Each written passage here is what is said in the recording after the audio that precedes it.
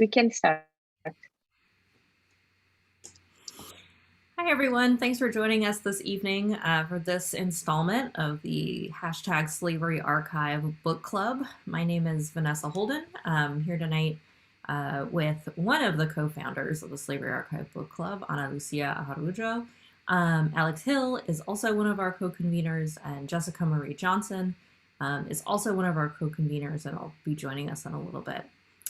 Tonight, we have the distinct pleasure of welcoming Tamika Nunley, author of At the Threshold of Liberty, Women, Slavery, and Shifting Identities in Washington, D.C.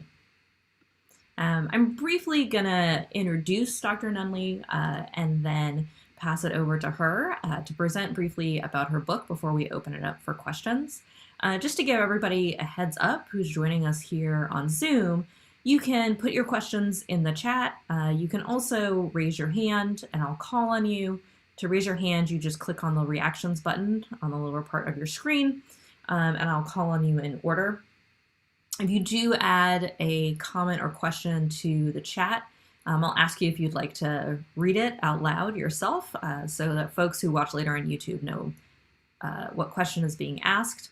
Or if you'd prefer for me to read it aloud, that's fine too. You don't have to use your video if you don't want to, but it's always good to hear more voices than just the hosts on our discussions. So to introduce our guest tonight, Tamika Nunley is an associate professor of history at Cornell University. Her research and teaching interests include African American women's history, slavery, gender, 19th century legal history, digital history, and the American Civil War. Tonight, she'll be talking to us about her new book out with UNC Press in 2021, At the Threshold of Liberty, Women's Slavery and Shifting Identities in Washington, D.C. And I also want to say that she was shortlisted for the Museum of African American History Stone Book Award. And she won the Letitia Woods Brown Prize from the Association for Black Women Historians. So we have an award winner in our midst, keeping up our excellent Slavery Archive track record of having award-winning folks either just before or right after they receive awards. Of course, Dr. Nunley is multi-talented and published across a number of outlets, including the Journal of Southern History, the William and Mary Quarterly, the Journal of American Legal History, and the Journal of the Civil War Era. In addition to being a lifetime member of the Association of Black Women Historians, she serves on the editorial board of Civil War History, and she works with a number of historical associations and professional associations. Her work has also been supported by the Andrew Mellon and Woodrow Wilson Foundations, as well as the American Association of University Women. So we have a heavy hitter in our midst tonight. I'm excited to hear more from Dr. Nunley directly about her book. So without further ado, Dr. Nunley, I'm going to go ahead and spotlight you, and you can take it away. Thank you so much, Professor Holden, for that wonderful introduction. I'm very excited to discuss this book with you all because, as I mentioned to Vanessa earlier today, I just love participating in these sessions. I learn so much whenever I'm in these gatherings. I feel like I'm taking notes and I'm taking things away. And so I just I'm really looking forward to your engagement with the ideas presented in this book. And I'll give you just sort of an overview of how I arrived at this project. First, I was trained in a place that had particular strengths in early American history and Civil War era history. And I became very intrigued by the absence of Black women in our sort of conversations about what was happening in Civil War historiography. And I've been thinking about emancipation in Washington, D.C., because I thought it was a really fascinating geographic place that became more significant than it had been prior to the Civil War at the point of war. So this project actually began with the last chapter, which was about enslaved women who were testing the reach of emancipation policies and were making claims to freedom as a result of what was happening in the war. And so this became a Civil War project, and I became very interested in finding where Black women were. And DC is this interesting place because it's carved out of the oldest slaveholding states in the Union. And so while DC during the Civil War becomes this place of liberty, this site of refuge, it was not always that. And so I began to trace and go back deeper into the earlier history of the District of Columbia to locate Black women and girls. And Black women and girls who actually established a long tradition of making claims to liberty prior to the Civil War. And so I was pushing up against this argument in the literature, right, that was concerned with the question of who freed the slaves, right? Was it about the law? Was it about the soldiers? Was it, what was the major factor there? And, I concluded that, Black women have always wanted to be free. And so I kind of set out to show what that process looked like. And so I was engaging with the Civil War era historiography, and eventually I became very engrossed in early Republic historiography and slavery historiography, but most prominently African American women's history. And what's interesting about this is that this book, the way that it's organized around chapters that are thematically placed. And so the first chapter is about slavery and the imperative to locate DC as first a site of slavery, despite the founding generation's efforts to make it a beacon of liberty, make it a symbol of Republican virtue. It actually is very much invested in the institution of slavery. And its economic viability is based upon slavery, right? And so slavery is happening in very interesting ways, right? There are people who are being enslaved from Virginia and from Maryland who are then now brought over into DC. Some of them have already been there when DC was carved out into the federal village. But there's a sort of intra-regional hiring out system of enslaved people that's happening in the Chesapeake before we begin to see more enslaved people headed towards the Deep South. And so I sort of closely look at what does it look like to be sort of enmeshed in this intra-regional trade, and where do we locate Black women in particular. And so because of the particular labor needs of DC residents, Black women actually become in sort of high demand for those people who are living there. Not only that, but Black women and girls are sold alongside properties in ways to promote this idea that the capital has all of this economic promise. And so you would see ads of plots of land that were located along the prominent Pennsylvania Avenue. You could also purchase this enslaved woman and this enslaved girl and sort of live this kind of political elite life, right? That there is this sort of economic commercial development aspect to the intra-regional trade in enslaved people. And then the second chapter focuses on fugitivity. And there I was looking through all of the DC newspapers to see what was happening with enslaved women who were escaping. And I was interested in this question of, yes, enslaved women do not escape at the rates that men do, but does this ring true, particularly in DC, that is geographically placed closer to vigilance networks and free territory? And so what I've found was that enslaved women were running away, still not at the rates at which men were escaping, but I thought that the stories that I found were really important for us to interact with and engage with. These were stories in which some women were not motivated necessarily by family. There were single women who were escaping. There were women who were motivated by family and carried their babies along with them, right? There were some women who, gathered a group of people who just happened to be there at the right time, at the right place, and they all went and escaped collectively together. And so I thought that it painted a very rich portrait of what fugitivity sort of ended up looking like in relationship to sort of our historiographical treatment of fugitive slaves. And then the third chapter is focused on the courts. And so there's a lot of new, really rich literature on the ways in which enslaved people use courts, particularly to make claims to freedom, and that those freedom suits tended to be very successful at various points. And I do interact with those kinds of suits. I also show instances in which those suits are not successful, right? And then that Black women then have to imagine different ways of making claims to freedom. But then I also look at the courts not only as a site of potential liberty, but I see it as a site of surveillance. I see it as a pathway to carcerality.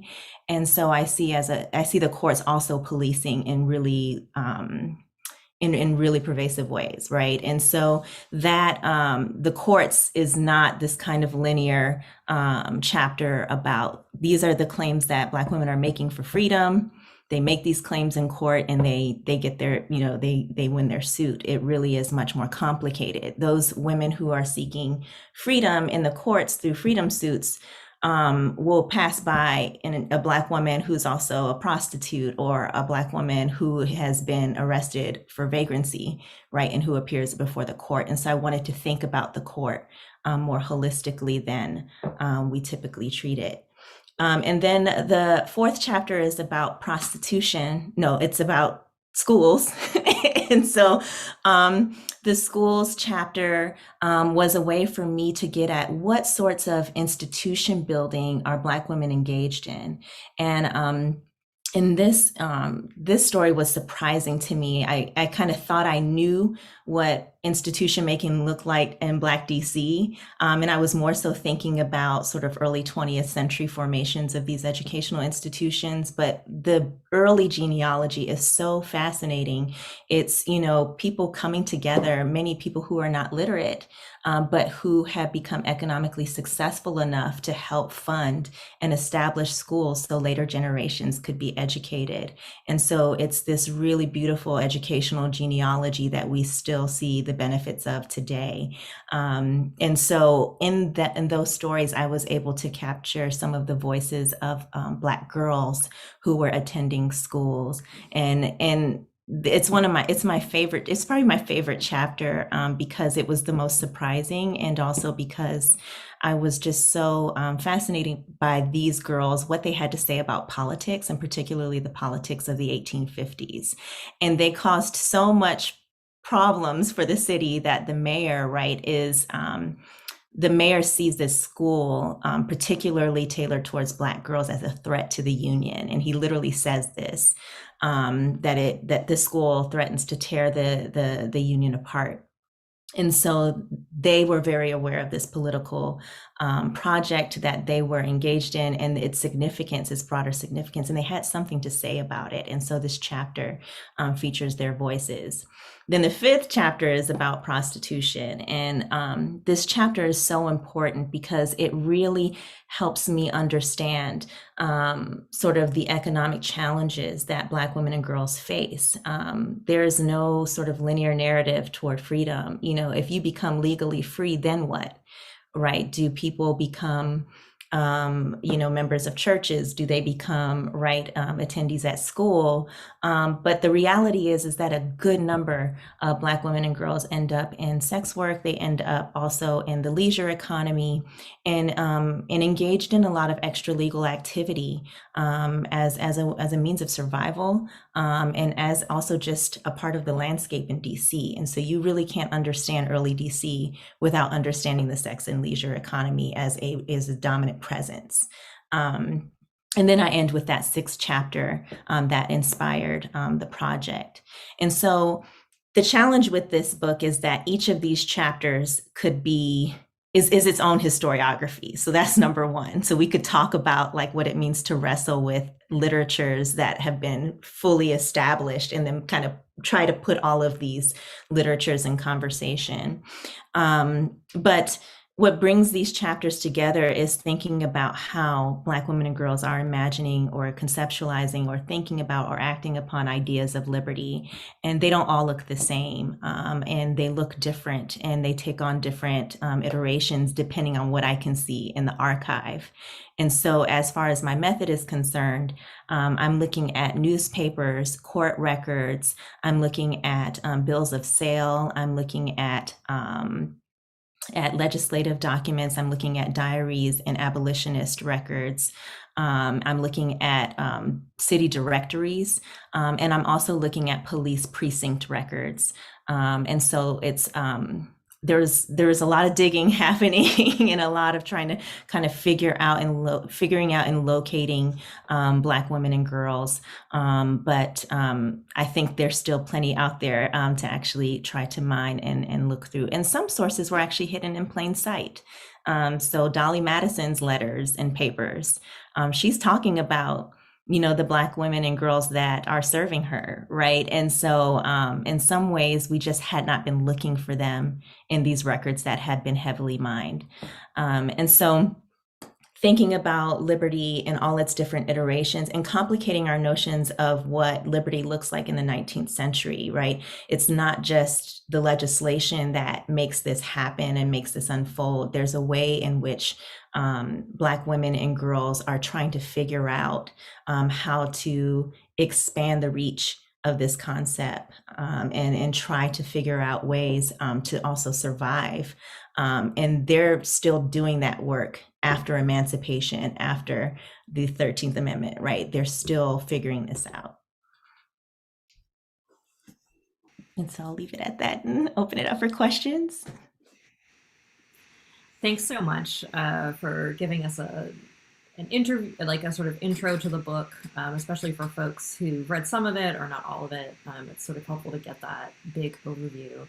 I'm going to open it up to the group for questions. And like I said before, you can click on the little reactions button on the bottom right of your Zoom screen and raise hand. And the co-conveners and I will keep track of where you are on the list. You're also welcome to drop questions into the chat.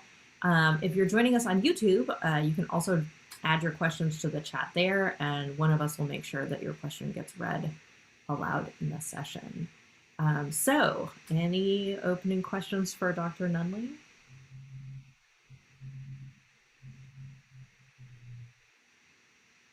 Well, I, of course, have questions. So one of us has to ask and to kind of get folks warmed up. And I see a hand already from Mary Hicks. So I'll take the host prerogative and ask you a question, and then we'll move on to Mary, and you can ask your question aloud when the time comes. So the title of the book, names women as central historical actors, but there's quite a bit in the book about girls, adolescents, and Black children, both boys and girls. They appear as commodities for enslavers, and they appear as valued family members for enslaved and free women. So I wonder if you could talk a bit about how you tackle the history of childhood and youth throughout. Yes. So what I found is that the lines of childhood are incredibly blurry, right? And we all, have encountered that, and especially in the Slaveryarchive, right? And what I found is that so much of the newer historiography around childhood talks about the ways in which Black people during this time have been infantilized by kind of political rhetoric around slavery, and also, right, the imperatives of paternalism in the South and so forth. And I actually take kind of a different approach, not to say that that's not still true, but with children, there's actually, right, this kind of this rapid aging that is demanded of them, right? There's this kind of maturity in adulthood that is demanded of them very, very early on in their lives. And I try to grapple with what does that mean? And so when I encounter a Black girl, if I have her age, I name her age, and I want that to kind of sit there and talk, and I want readers to sort of contemplate what that means. And so in that first chapter, I talk about Margaret Bayard Smith has this young 4-year-old girl working for her, and she says that she's gay and good-tempered. And the question I pose is, what about the ways that she's been both severely and quickly socialized, right? Helps us understand why she is gay and good-tempered. What does she know about power, right? What does she know about labor already? And how does this help us really understand, right, this liberal place, the District of Columbia, this is beacon of Republican virtues, right? When this is a part of, right, their everyday. And so I try to sort of contemplate that and kind of put that out there for the reader also to think through. And then in a different sense, I think about also Black girls and sexuality and the ways in which, right, legal freedom is not always what it seems, right? And so legal freedom does not free them from, sexual exploitation, right? And from the ways in which their labor is also exploited. And so we see that with the prostitution chapter, where some of these girls are engaged in prostitution work. And then in the schools, I'm thinking about Black girls as political thinkers. Mainly because their sources, their letters allow me to do that.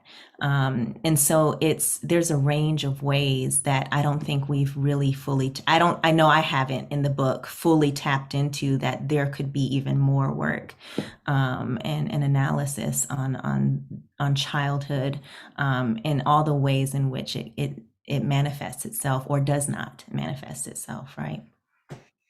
Yeah, I mean, encountering girls as girls in your writing, as opposed to the way that enslavers are often trying to age them, or infantilize women, right? At the same time, was really powerful to think of children on their own terms, as opposed to a part of adults' labor. Right. Thank you.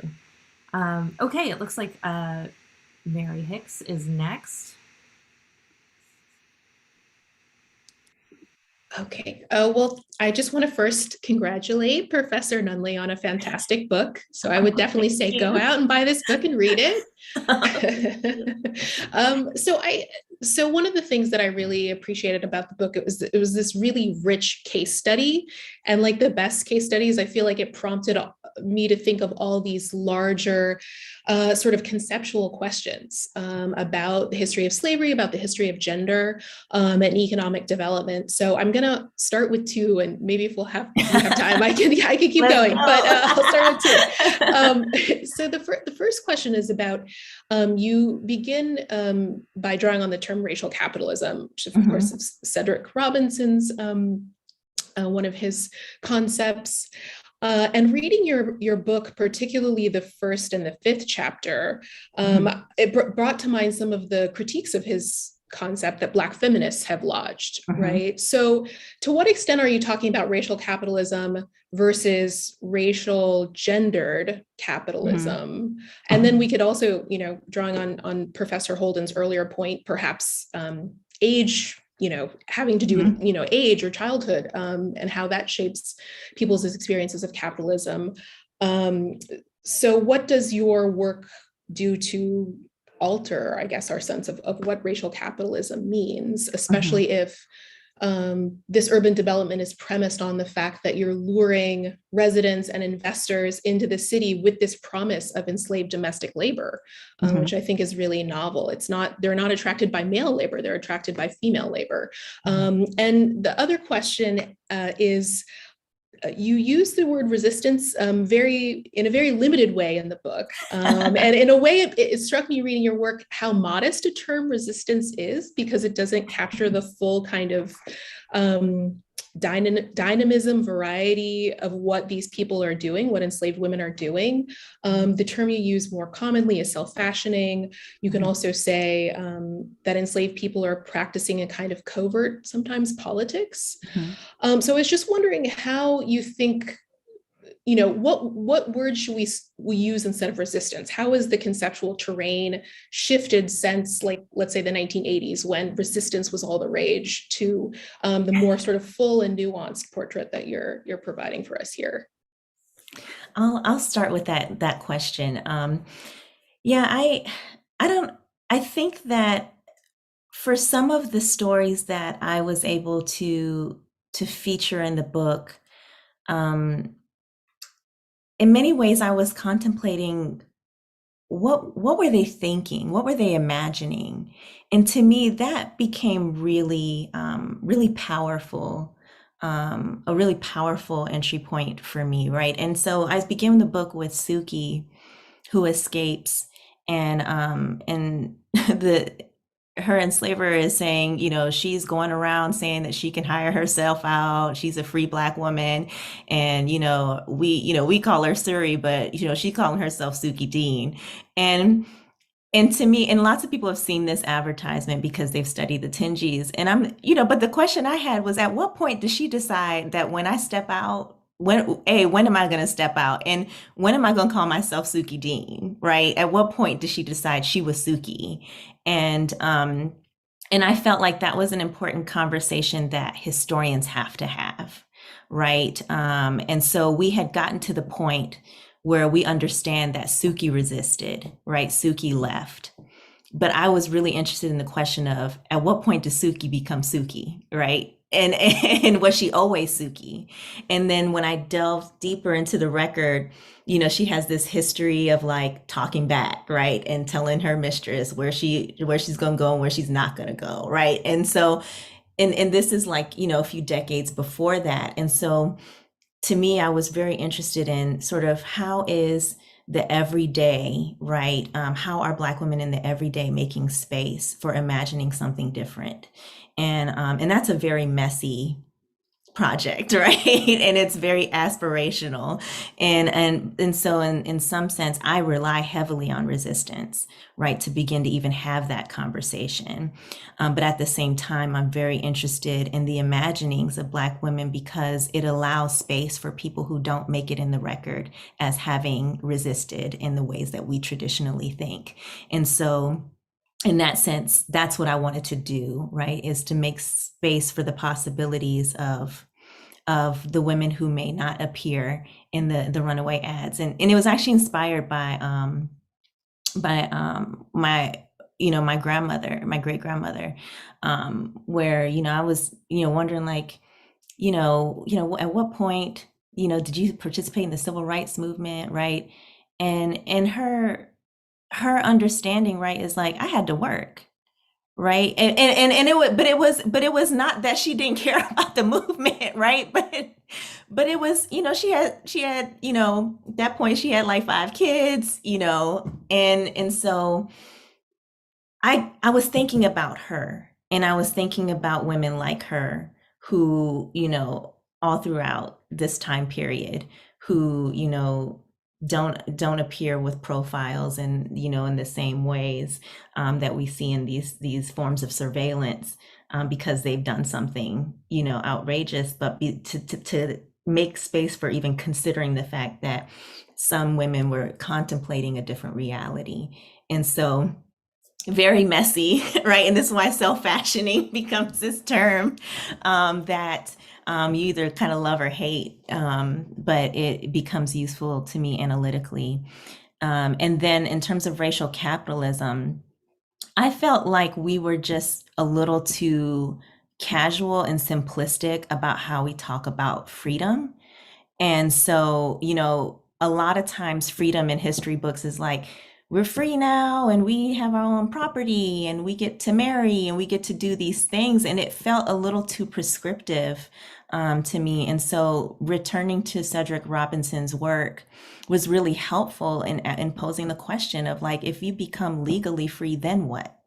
And so this kind of helps us begin to think about later moments in time. And because I was trained in Black studies, initially, right, that we were taught to think about sort of a broader Black liberation struggle. There was this broader continuum. We weren't tethered to the chronology that us as historians are, right? And so it wasn't this like early republic, and then there's the Civil War, then there's a Reconstruction. It was like, no, this is struggle. It started here, it started in Africa, and then it's like all over the place, right?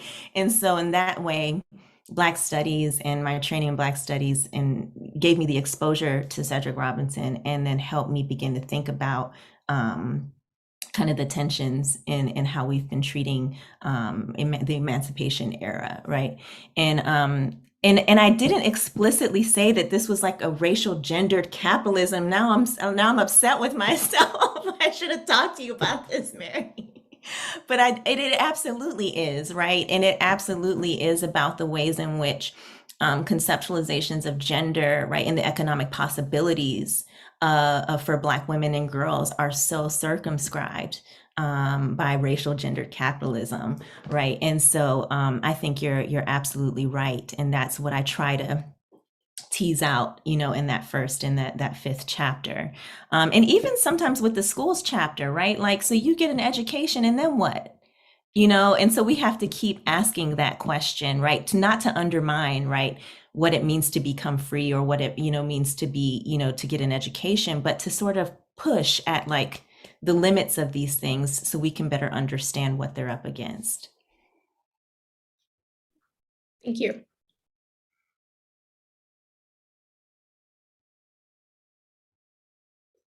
All right, we've got a question. Dr. Johnson. Hello. Hello. Congratulations on Thank everything. you.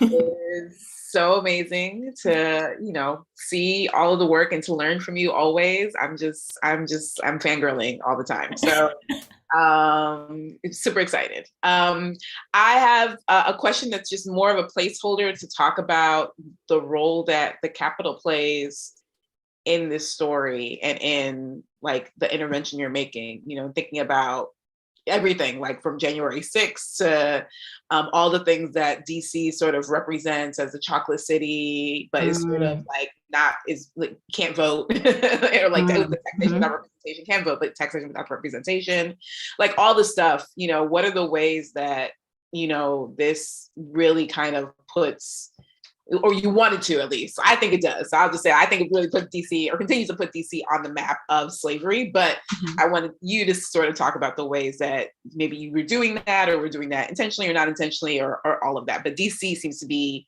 and the specter of DC as the heart of the nation seems to be really important in the story that you're telling.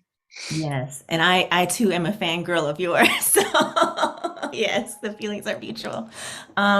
So DC is fascinating, right? Because when I was doing my PhD program, I was actually living in DC, and I just was fascinated. I was like, wow, look at these churches, look at these institutions, right? There are these robust Black institutions. There's this Black middle class that's been here for quite some time. And I wanted to understand the origins of that. And I think initially, if you look at some literature, not all, some literature, you're led to believe that it's this kind of it's the liberalism of the nation that makes this possible, right? But then when I started digging and looking in the record, I was like, no, it's because Black women were building churches and schools and like and fighting to keep them, right? And fighting to keep the neighborhoods and fighting to, to maintain a presence in DC. And so I see this tension, right, between the political aspirations for a white republic, a white liberal republic, right? But then, right, the presence of a vibrant Black DC community that has its history beginning from the very beginning of the nation's capital, right? And so they don't just emerge, they've been there, right? They've been there before that diamond was cut out. And so in this way, I hope that it would complicate the degree to which we associate DC as with this kind of liberalism, right? This symbolism, right? And I think in a lot of ways it's been appropriated, it's been attacked, it's been, under assault. It's a contested place, and it has always been a contested place, right? And so it's interesting when I think about even the geography of the churches. Howard has these wonderful church records. And so when I looked at these churches, some of these churches were started by members of other churches because it was too far from their neighborhood and it was unsafe. They were being policed on their way to church, even though the curfew laws make an exception for people attending church. And so some of these churches that you see geographically tell us something about where Black people lived and also about the ways in which they leveraged what economic power they had to make sure that they could be safe in worship, right? Then, like, what's happening in the church, the fellowship hall, all the different kinds of spaces, they become political spaces, they become schools, they harbor fugitive slaves, right? They become these spaces where Black people and Black women express power. And so I began with sort of this look at, DC is this very interesting place, right? And Black people are incredibly important to our understanding of it. Where did this come from? And it's been there from the beginning. Thank you.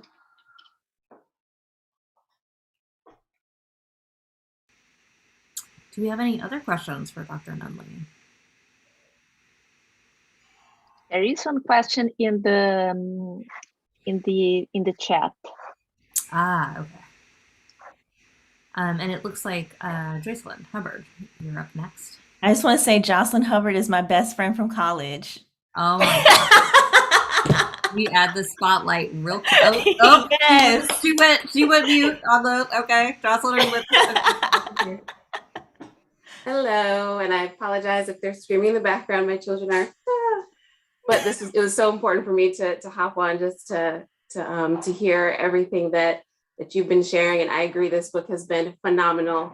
And I've really been able to use it to inform educators in some different ways about the ways that they are talking to our children in the classroom about slavery, right? And about how they are positioning the importance of Black women and kind of the impact that that's had going forward. So my question is, how do you think for educators, if they're reading this book, how can that inform the way that they are talking to our children about slavery in the classroom, and helping them to understand the impact of that in today's society?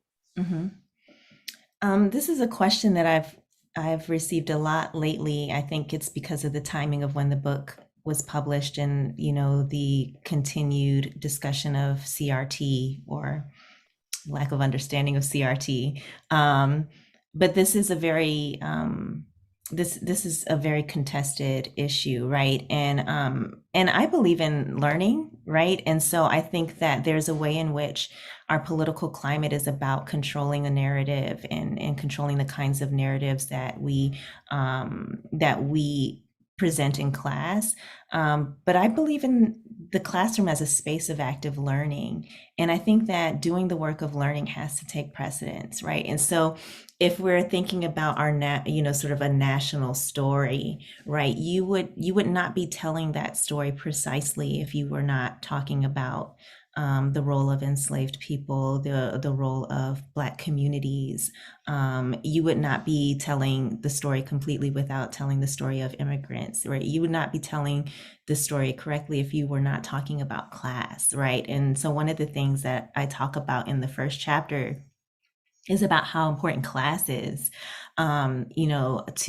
particularly to white residents of Washington, D.C., right? That they're mapping on their aspirations, not only on the geography of D.C. As this sort of promising capital, right? But on the bodies, right, of enslaved women and girls, men, children, right? And so in that sense, right, those things are not separate. And I think that when we don't understand them together, right, we're invested in a narrative and not necessarily in the process of learning. I agree, and I love that. I think that I think it was Mary who was saying before, and you were discussing with her just how that this idea of challenging the narrative, right, and these ideas, these perceptions that we have about the way that our nation was formed, and who really played major roles. And so, I mean, I've learned so much from reading this work, stuff that it has blown my mind, things that I just never even thought of. And so I just want to say thank you for, for pursuing this and putting this into the space, because it's so important. So thank you. Thanks, Joss.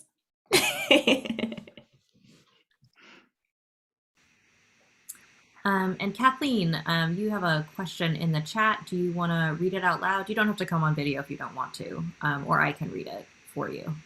It's up to you.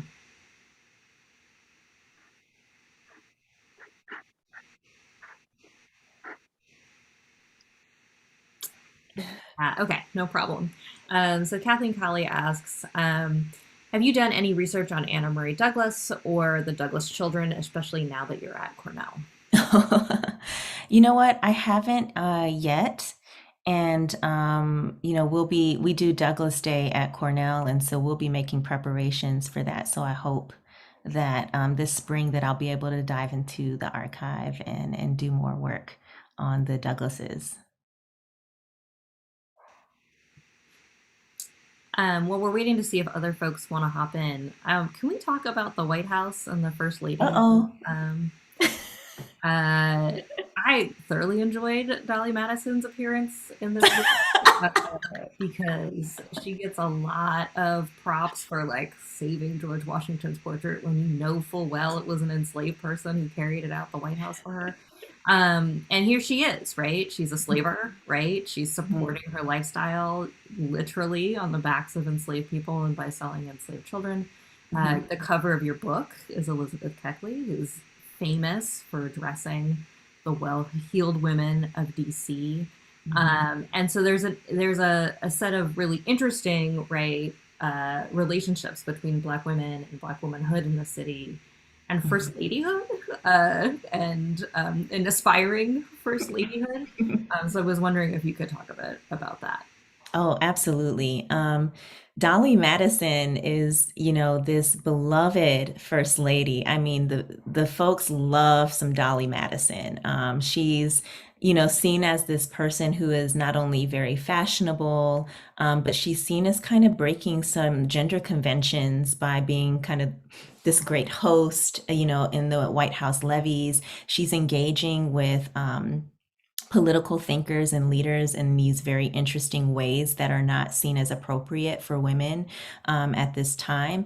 And so the national discourse around Dolly Madison, right, is that she's this White House darling for early America, and her memory, right, continues to live on and thrive in histories of the White House and when people go, to Montpelier, right? And so it's I complicate that, right, by looking at her letters, right, where she's, talking about the enslaved people that labor for her, and in order to keep up this persona, right, she sees that she has to sort of economically engage in being a slave trader, right, and so people don't see her as a slave trader, but she's making these moves and these exchanges because she can't get her finances together, so she is continuing to spend lots of money on expensive levies and on this expensive lifestyle.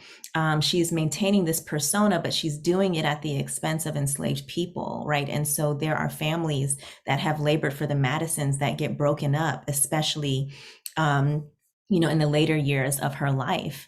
And in the same ways, though, she is very dependent upon them. And so there is an enslaved woman that I focused on named Suki, another Suki. And this Suki has birthed children under the Madison household. And Dolly Madison has sold them all away except for one. And this one actually escapes, right? It attempts to escape. And so if we're seeing all of this resistance, right, in Dolly Madison's letters, what does this tell us about what it meant to be enslaved in Dolly Madison's house? right? And then how does this help us understand the White House, right? And so the White House is supposed to be this place where people can come in and have this conversation. It was actually more open then, so you could actually go in and talk to the president, right? And people would go in and out, and it was supposed to be, right, this very kind of egalitarian space, and this space in which political thinkers would gather together and have these robust discussions. But who is serving the punch? Who is serving the cake? Right. And in the same ways, in the War of 1812, who is rescuing George Washington's portrait? Right. And so it is always, Black people are always very present in the White House. But if we sort of think about it, fast forward to today, when we say that, when we invoke the presence of enslaved people, it creates an outcry of like, no, there weren't, enslaved people there. They weren't doing that, or they didn't build the Capitol. They didn't build the White House, right? But all of the archival material confirms that they indeed did. And so the White House becomes this very complicated space by the American Civil War, where you have Elizabeth Keckley, who was formerly enslaved and then earned money to purchase her freedom and becomes the dressmaker, right, this designer to the political elite. And she becomes the designer not only to Mary Todd Lincoln, but to Verena Davis, right? So Jeff Davis's wife. And so she sees herself as being this, as being very politically astute. Like, she sees herself first as a businesswoman, right? But then she also sees herself as very politically significant because of her ties with these women. And she leverages her reputation in order to assist refugees, in order to organize in the Capitol for African Americans. And so it becomes very, very interesting how she leverages her relationship to the White House as a free Black woman to be able to make particular political claims and claims to leadership in DC. Yeah, Mary Lincoln is one of the more famous residents of the city I currently live in, and much is made of Elizabeth Keckley's relationship to Mary Lincoln, which gets codependent and ugly towards the end. Messy. Yeah, it's messy. It's so messy. It's a lot. And so I, thoroughly enjoy the businesswoman, Mary Keckley, in your book. Anna, you have a question. Yes. Thank you so much, Tamika, for this. Okay, I am not muted. Thank you so much for the great book. And I would have a question asking you if you would be able to develop a little bit more on an issue that appears in different parts of the book. First, the DC Emancipation Act of 1862, the one of April, but then the Supplemental Act of July. And because two elements here interests me. First of all, of course, DC is always, I would say, promoted as one of the first places where emancipation occurred, but it's the only place where slave owners, they received financial compensation. Then perhaps you could develop on this, but then there is, I ask myself also, if in your work regarding women, that amount that was given to then freed people who would like to relocate outside the United States, if women, freed women and enslaved women, how much they were discussing this idea of not coming to DC, but leaving the United States. And also the dialogue between this first one of April, the Act of 1862, the one of April, and the one of July, because all the petitions and these claims that women they are making are related to these demands, these claims that these slave owners they claim the money they claim or decided to not claim. Thank you so much for that question, Anna. So the DC Emancipation Act is passed in 1862, towards the beginning of the American Civil War, and historians have treated it as sort of an experiment with emancipation to see, right, is emancipation a viable military policy? And what they do is they also offer compensation. And so this is actually quite novel for Republicans, because Republicans were actually much more leaning towards colonization, right? Which is why they added additional compensation to African Americans who agreed to leave and go somewhere else. They don't take it. And they don't want to go outside of the district, right? So they decide that they want to stay where they are, and I think a lot of that has to do with the political organizing that Black women were already engaged in prior to the war. But what's interesting about the Emancipation Act is that not everybody takes the bait, right? Not everybody sees compensation as an incentive. They feel firmly within their constitutional rights to continue owning slaves. And so they see this as a violation of their rights, right? So there becomes a fissure between the federal government and the residents of the district, which then leads to the passage of the Supplemental Act in July. And the Supplemental Act, what it allows enslaved people to do is to now testify against former slaveholders for the first time, right? So before, enslaved people could not testify against their enslavers, but now they can. And so they can make claims to verify that they are entitled to take advantage of the Emancipation Act. And so this gets tricky. And so I talk about this in the 6th chapter, where there are some slaveholders who then move their property over the DC line to Maryland and build a shack that they claim that enslaved people are residing in, even though they actually reside in the District of Columbia. So they're using all kinds of creative ways to ensure that Black people can't make these claims. And that's why the Supplemental Act then becomes really important. And the reason why I felt like it was important to make that point clear is because historiographically, we've treated emancipation, to your point, as this sort of glorious act that says something about the liberal instincts of white residents in DC. And that's just not true, right? It's just not true. White residents in DC, they resist. They feel like their rights are being violated and they call the government out on it, right? So what it actually instead shows us is that there's a different kind of social contract being forged between Black women and the federal government that we haven't necessarily been attentive to. And so that's sort of how I began to look at the Emancipation Act. And even then, it just further proves that this is a contested process. And so we have to complicate how we ask that question of who freed the slaves, right? I hate that question. But if you're going to ask that question, then you need to understand why the Supplemental Act happened, right? It happened because there is real on the ground resistance, and it cost some people their lives. And we haven't fully grappled with that yet. Thank you. These are great questions. Yeah, do we have additional questions for Dr. Nunley?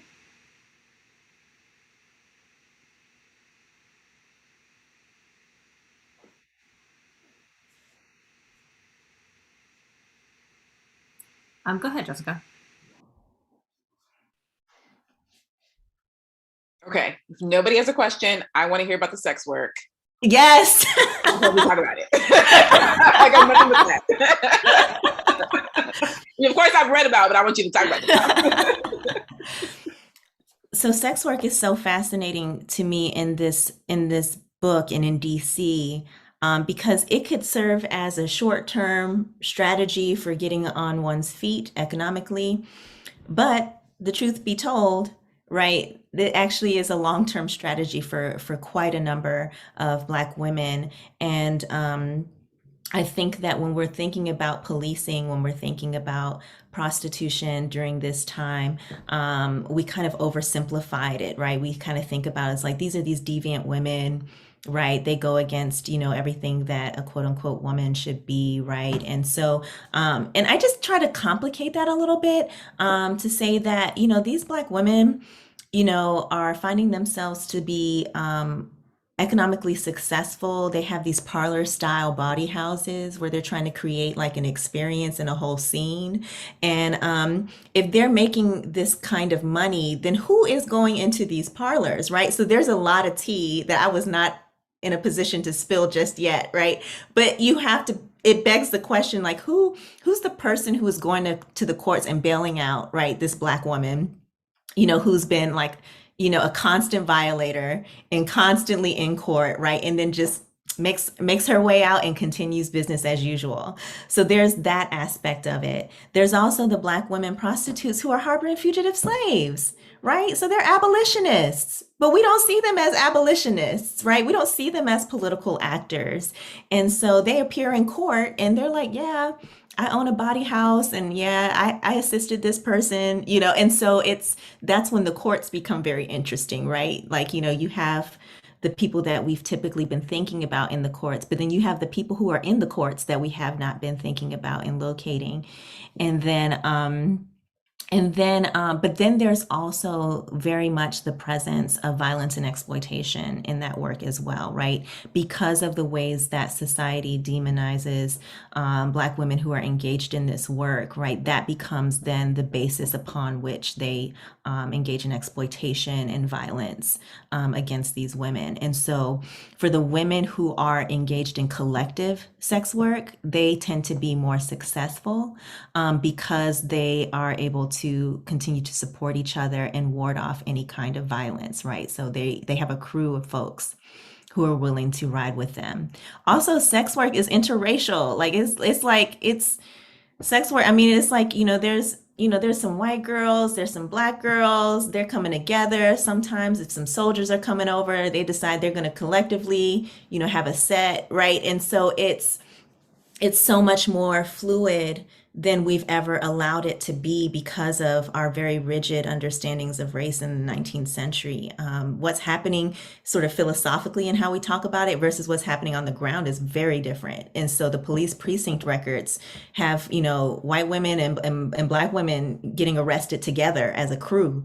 And they're not always a crew, but sometimes they come together as a crew, right? And so it very much complicates how we are thinking about this and how we're locating women in the Civil War, right? In relationship to soldiers, in relationship to generals, right? Who are very much engaged in putting money in the pockets of these women, right? And so this idea that DC is this fortified military zone that is well ordered is very much disrupted by the presence of Black women who are engaged in this work. And they've been engaged in this work, right? So the war just created a particular kind of economic opportunity, but they've been engaged in this work to various degrees.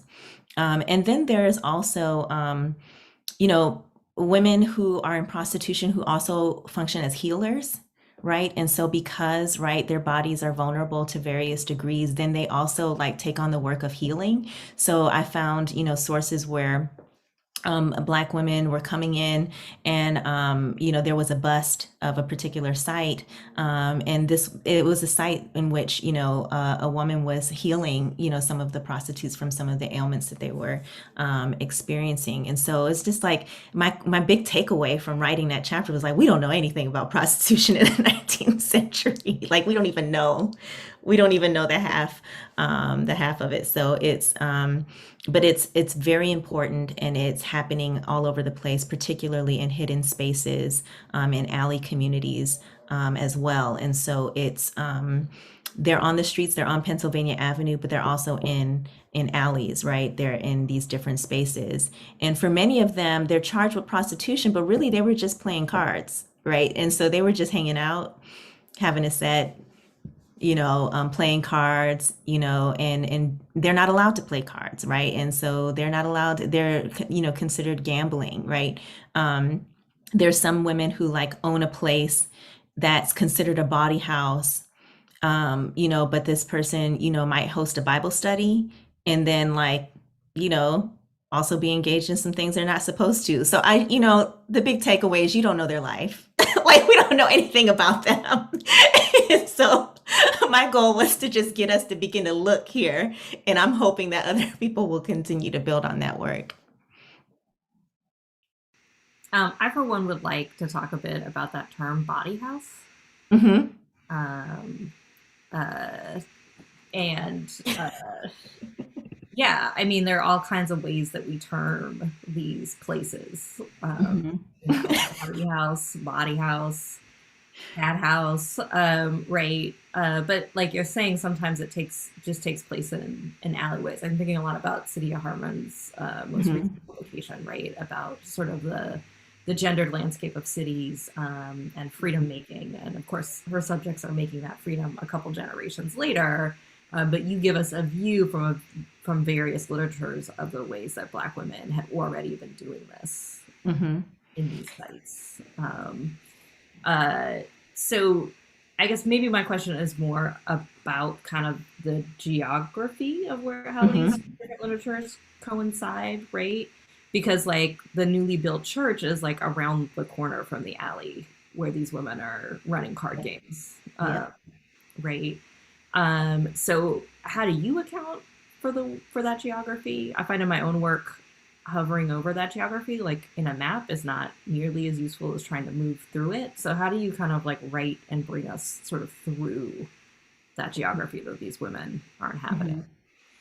Yeah, so in these body houses or houses of ill fame, right?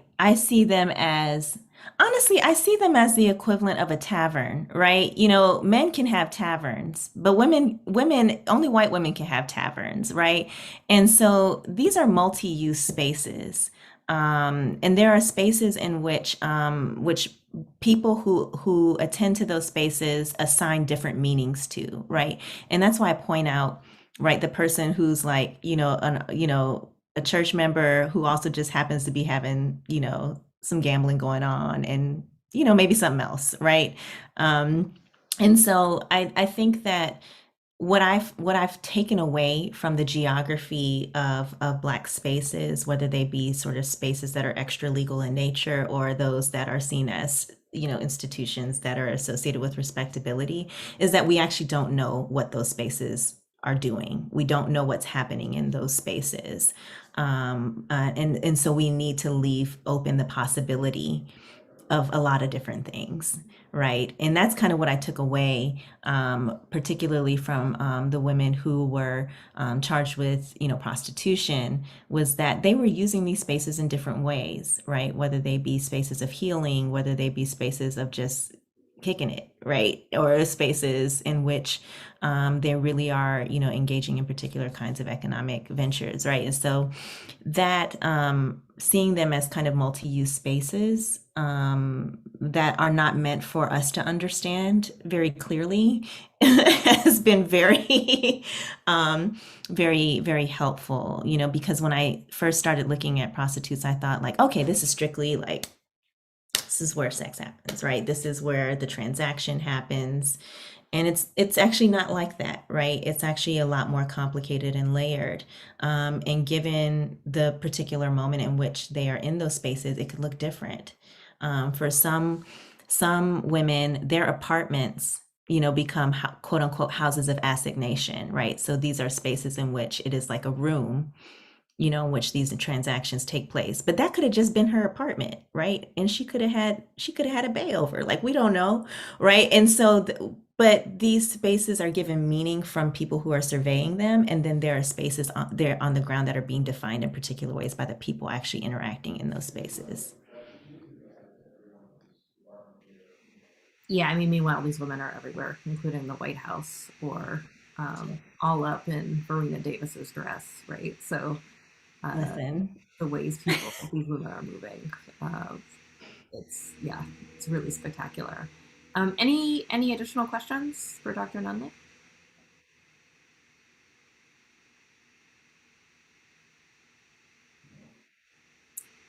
Oh, yeah, Mary, go ahead. Yeah, you kind of covered this in your response to the last question, but I was just curious about because I've seen the very origins of this project. Oops, I Yes. keep adding reactions. The I'm clap sorry. emoji. Well, claps. So no, but were you surprised by how mobile these women were? Because I remember that was a really early part of your analysis of these women's lives. And the thing that struck me when reading your chapter on fugitivity was there were women who weren't apparently tied down by having a husband and children, that they just sort of they absconded anyway. And that kind of flies in the face of what our gendered expectations about how women should be acting, and that men, African-American men should be mobile, but maybe not African-American women. Mm-hmm.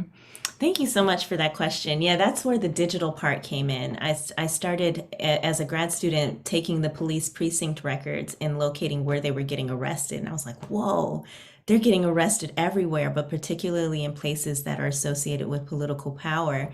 But if you think about the historiographical treatment of Black women in the Civil War, with a few exceptions like the Volia Glymph, right? You would think that they're just these kind of marginal, like, maybe they become camp followers, but they're primarily refugees that benefit from the presence of Union soldiers, and this geography kind of complicated that. And so I took a digital map and started to map in where they were getting arrested, and you just saw these dots just everywhere along the National Mall, right? Like they were kicking it in the Union camps. They were all around the Capitol. They were all around the White House, right? They knew where the power was. And this makes sense to many of us who are familiar, right, who are steeped in the slavery archive, right? Particularly during the Civil War era, where you see people who are saying, I'm going to go see Mr. Lincoln. Right. And like, they'll be in Virginia, like, I'm going to go see Mr. Lincoln. Right.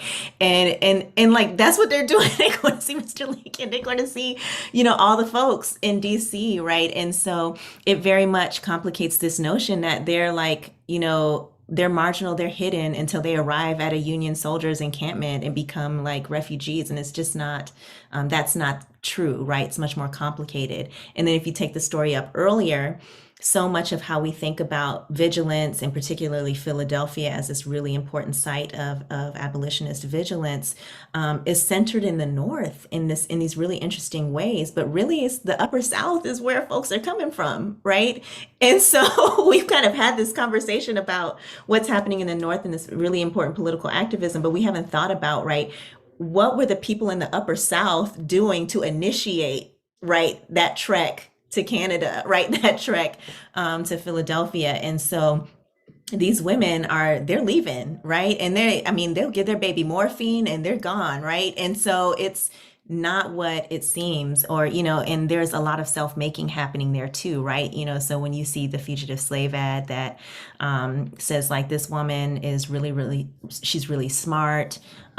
She also just took like $500 in banknotes. And she's wearing a new dress. And I'm like, where's she going? Like, what is she about to do? Right. And I feel like that's now the question, right? So we've established that she's resisted, but now I want to know what the dress looks like. I want to know where she's headed, what she's about to do with those banknotes.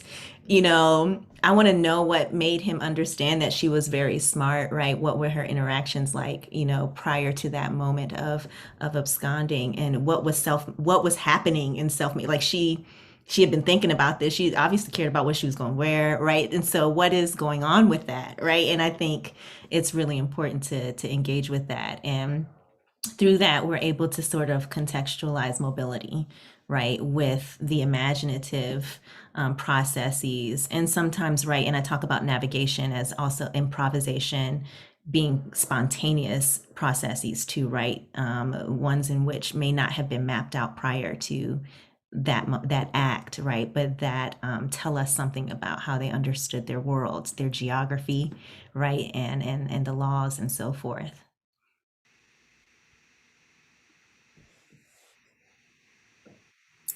Yeah, mobility remains so key, and really challenging the ways that we've been taught to see Black women as having their mobility constrained. And so in which context are they more mobile? So it looks like we have one last question. Natalie, do you want to unmute and ask? Hello, good evening. Professor Nunley, thank you so much for sharing your work with us. I was on the YouTube page and I had to pop in to ask my question. So I know that in Latin America, Black women use discourses of honor to sue for their freedom. Mm-hmm. And considering what you've just shared about your analysis of court records and this fascinating chapter about prostitution, I wonder if you could share any cases that find US Black women using discourses of honor to sue for their freedom in this period. Just curious about parallels. Absolutely. For the cases that I use in this book, I don't necessarily see them explicitly using the term honor, right, or making the case for honor. Much of it is very technical in a lot of ways, which really shows the ways in which these women strategized about making these claims in court. And so much of it was about making clear that they were descendants of free women, right? And so they understood sort of the technicalities of these freedom suits and the ways in which they could leverage the law. And so in that sense, right, they were deploying, particular kind of language that was valued in the early republic, right, was the rule of law, right? And they drew upon that value in order to make those claims to freedom. But in another sense, Jane Johnson is really interesting when she's making her claim to freedom. People make note of how she kind of carries herself in court, right? So she's this woman who has who's escaped, and it's vigilance networks that have assisted her with that escape. She ends up back in court facing her enslaver, and people sort of write about her as she's being very poised. She's seen as very respectable. And, the enslaver is saying, someone, forced her to go away, that, and she's like, no, I went away of my own free will. I wanted to be free, and I chose to be free. And then she like walks out, right? And she's not supposed to do that, right? But she leaves. And but people never forget the way that she carried herself in that courtroom, right? And there are these etchings of her, and there are these descriptions throughout different newspapers that talk about like her poise, her sophistication, and the way that she carried herself. And in that way, I think that there could be some similarities, right, to sort of associations with honor and sort of a deploying of particular kinds of values from society. And I think she did that very strategically as well. But it's not as explicit in these cases as we see in Latin America. Thank you so much. And it looks like we've got a couple quick things in the chat as we're winding down. Jocelyn asks the question that can often be tough to answer, but you associate now, so you can say what you say. Did you experience pushback as you were researching and writing this book, especially stemming from challenging different narratives? And then Kendra Kennedy asks if we have time, can you please discuss the strategies you use for different types of sources to pull women's self-fashioning and imagining to the forefront, which you articulate so powerfully throughout your book? I actually can see a way that those questions sort of work together. So they're very connected. I'm going to tackle those, and then I'll ask you our final question of the evening before we head out. Perfect. Yeah, those questions are connected. So when I first set out to write this book, there was a scholar who I very much respect, who said this book cannot be written. And they knew DC sources. They knew DC. And I said, well, perhaps this book can't be written, but I'm going to try. And so it wasn't until I began to sort of dig for sources and get into the archive that I saw the possibilities, not because the source space is particularly novel, right? And so if you look through the sources, like William Still's, Underground Railroad records, right?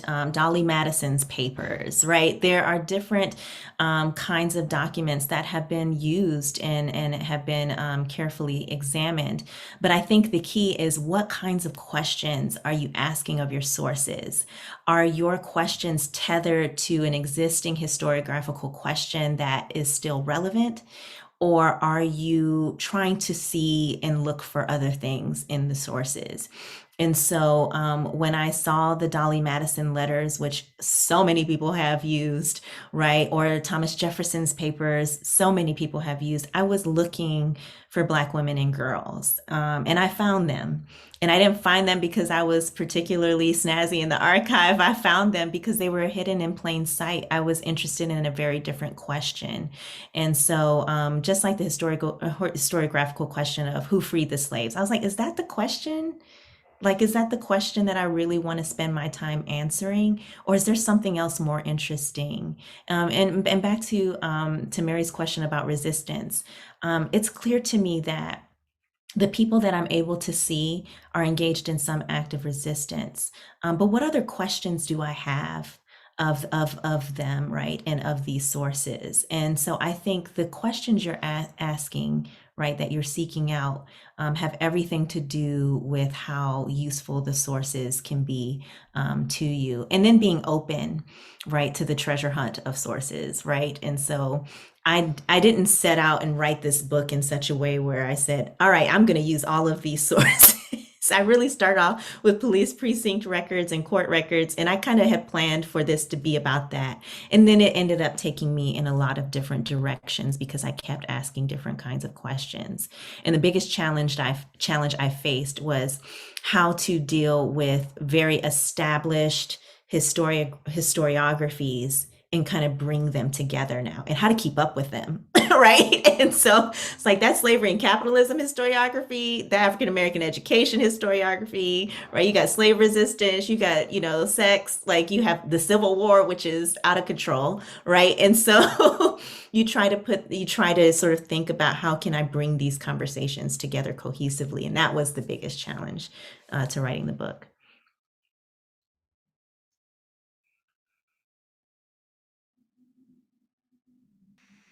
Yeah, I really loved what you had said earlier in the conversation, talking about, what were Black women thinking and imagining. And so much of writing this history, I've been in a lot of the archive that you've been in, right, is not getting caught up on the probable, right, but allowing yourself to lean into the possible. And realizing that, a lot of the sources you're looking at, Dolly Madison is not an obscure historical figure at all, but she, right? But it's about, right? You cannot find folks if you can't even imagine that they're there. Can you imagine not being able to imagine Black people at the White House? Suck my teeth on this. So as we close out tonight, I'm going to end with a question that I already sort of know the answer to, but a question that we ask a lot of our authors. But one thing that your introduction, I hope, taught everybody is that you are out here doing this work. And you're actually already working in the midst of working on book 2. So what is next for you now that, book 1 is out in the world? Oh, so for my birthday, I submitted my second book manuscript as a present to myself. And it's about enslaved women who are accused of capital crimes in Virginia, and the role of legal clemency. And so I'm interested in this question of in what ways do enslaved women expand our understandings of justice? Because the historiography has been particularly focused on early Virginia jurists as being preoccupied with justice, and so they allow the issuing of clemency as a possibility, but the best case scenario in clemency is to be sold deeper into the slave trade, right? And so if that is the best possible outcome of justice for enslaved women, what do their acts of infanticide, of arson, of murder, of poison tell us about other epistemologies of justice? And so it's a messy book. but it's wild. I mean, there's so much there. And so I don't write that book as sort of some definitive treatment of enslaved women and capital crimes. I write that as a way to start a different kind of conversation about a legal history of slavery. And there's so much there, like with infanticide, there's like medical jurisprudence. Like, what does medical jurisprudence look like in cases involving enslaved people, particularly in a really underdeveloped medical profession and underdeveloped universities? So it's just, there's so much there. And so wish I could workshop it with y'all because y'all are so brilliant. But I know y'all are tired. Well, I'll hit you with the back channel. We'll figure. Yes. I'm over here like, yes, go on. Criminal slavery. Yes, you are cited profusely in that book. One of those laws were written with women as capital criminals in mind, particularly women at the peak of their reproductive capacity. Yes. When someone is born a criminal slave. So, I'm always going to fangirl. I'm always going to be here for the latest from you, Dr. Nunley. Thank you so much for joining us tonight and for answering our questions. I know that your YouTube recording will continue to be a resource for folks who are encountering your work. I cannot wait to teach this book. So thank you so much. Thank you to everybody who joined us tonight and asked really thoughtful questions of Dr. Nunley's work. Before we head out, Slavery Archive Book Club has one final installation for the season before we go on a little bit of a break, give ourselves a bit of a break from all of this Zooming in the Zoomiverse. But we will be meeting again on December 8th at 5 p.m. per usual, and you can still sign up, same Slavery Archive site.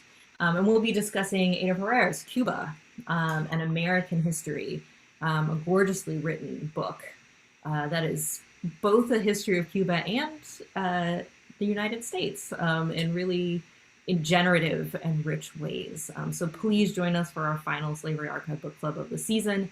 And one last big thank you to you, Dr. Nunley, for joining us tonight. Oh, thank you for having me. Thank you everyone for tuning in today and for your questions. I really appreciate it.